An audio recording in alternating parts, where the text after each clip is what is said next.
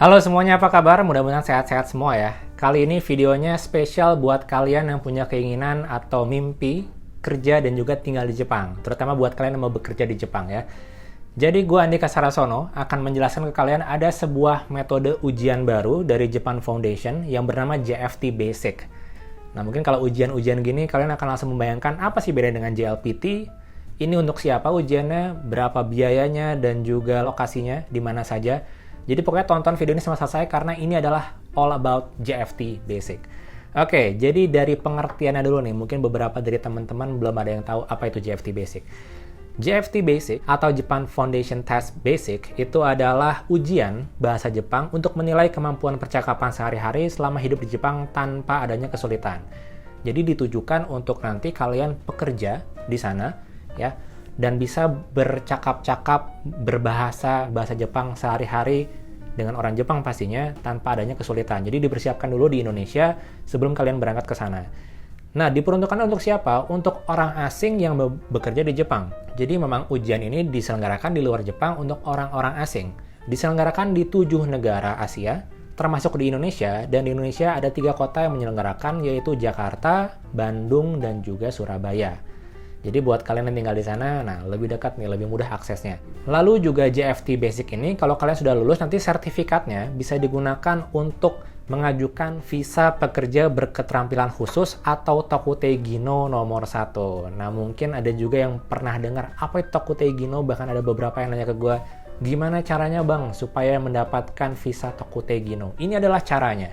Jadi Tokutei Gino itu digunakan untuk kalian kalau mau sebagai tenaga kerja di Jepang dengan keterampilan khusus. Ada 14 jenis keterampilan yang bisa diambil di situ, mulai dari perawat, industri mesin, pembangunan, penginapan, pertanian, perikanan, sampai ke restoran. Jadi meliputi dari hospitality, jasa, service, dan juga produksi barang ya. Jadi ada 14 jenis, kalian bisa pilih sesuai dengan background atau pendidikan kalian. Setelah mendapatkan sertifikat atau lulus dari tes keahlian ini, kalian juga harus punya tes kemampuan berbahasa Jepang. Dan salah satu caranya adalah dengan mengikuti ujian JFT Basic ini. Karena bisa sebagai syarat juga, dan juga kalau JLPT itu di N4. Ujian ini berada pada level A2 untuk Japan Foundation Standard, yang kira-kira setara dengan JLPT N4. Lalu metode ujiannya, ini sedikit berbeda dengan JLPT, yaitu menggunakan Computer Based Test atau CBT ya. Jadi nanti kalian akan mengerjakan soal-soalnya itu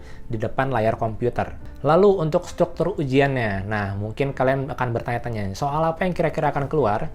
Kurang lebih sama dengan JLPT, tapi ini lebih pendek durasinya, yaitu 60 menit. Ada beberapa soal, yaitu ada 4 section, ada huruf dan kosakata, lalu juga ada ungkapan ya, dan juga percakapan di situ.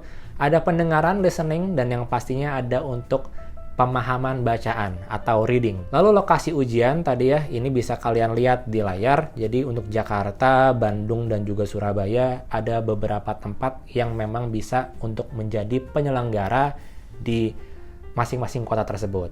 Lalu jadwalnya kalian bisa lihat di mana nih? Nah, ada situsnya, kalian bisa langsung cek aja di deskripsi. Itu linknya nanti pastinya akan diupdate. Untuk jadwal di Januari 2021 sudah keluar ya. Jadi sudah bisa dilihat di situ tanggal berapa saja dan di kota mana saja kalian bisa mengambil ujian JFT Basic ini. Kesimpulannya, beda dengan JLPT ini apa? Nah, ini adalah kesimpulan dari perbedaan kedua ujian tersebut. Dari segi umur, JLPT kalian bisa bebas mengambil di umur berapapun, sedangkan JFT Basic karena diperuntukkan untuk pekerja, jadi ini minimal 18 tahun. Pastikan kalian sudah 18 tahun dulu untuk mengikuti ujian JFT Basic. Diselenggarakannya ada 6 kali dalam setahun, sedangkan JLPT hanya 2 kali ya, di pertengahan dan juga akhir tahun. Sedangkan JFT Basic lebih fleksibel, ada lebih banyak kesempatan dalam 1 tahun. Dari harga memang lebih mahal nih. Kalau kalian langsung nanya harganya berapa nih JFT Basic, itu di Rp400.000.